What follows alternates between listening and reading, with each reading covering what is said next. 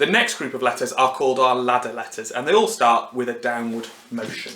The first one is the letter L, and you just start at the top of the line, come straight down, and you just want a little flick at the bottom. Top, down, and flick. Top, down, and flick. It'll take a bit of practice to get that hand to be able to do that without jumping off the page and moving. It's a little bit tricky, but keep working at it. The next letter is exactly the same, but it's a short letter. So you start in the middle of the line, come down and flick, and put your dot on your top. So it's the letter I, middle, down and flick. Again, there's a temptation for children to make these much too tall, and obviously, as I'm sure you can see, if you make them too tall, they end up looking like the letter L. The next letter is the letter J. Again, we start in the middle. This time we go below the line and curve round, and then we can put our dot on the top. So you can see we're not all the way down to the next line, it's probably about halfway down. Okay.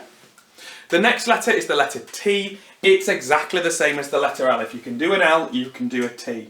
So it's that down with that curve, and you're making sure you put a crossbar on to make it into a T. So down, curve, and a crossbar. And that crossbar should be somewhere in the middle, not at the top, not at the bottom, about the middle. The next letter is the letter U. So again, it starts with a downward motion. It's a short letter, so we're going to start in the middle of the line, and we're going to go down, up, and down with a little flick on the end. So we're coming down and back up again, and then down. The temptation for children will just be to do a U shape. You want that little downwards flick on, because when we start to do precursive and cursive writing, where we think about joining together, that flick really helps. So it's down, up, and back down again. And just like some of the other letters, they all link together. If you can do the U, you can do a letter Y. And the Y is down and back up again, but this time you come down, under the line, and put your curve on the bottom.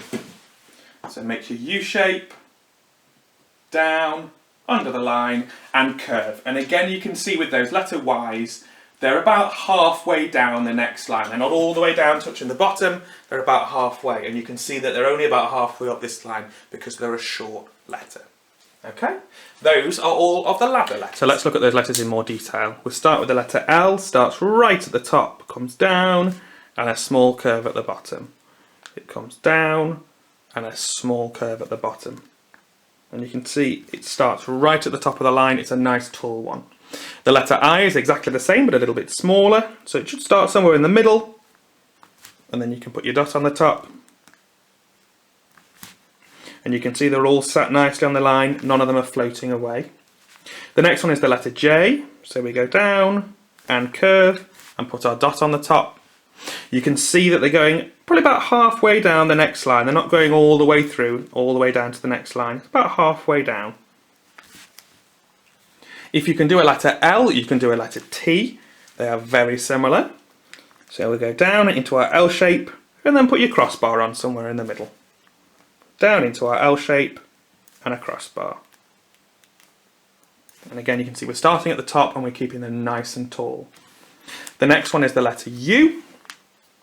So we go down, up, down, and flick for a U. Down, up, down, and flick. Down, up, down, and flick. The Y looks very similar. So we go down, up, down, and then we just curve round at the bottom. And again, it's about halfway down. It doesn't go all the way down to the bottom of the next line. U shape, but then down and curve. Have a good practice of those, and if you're really confident, you can move on to the next set.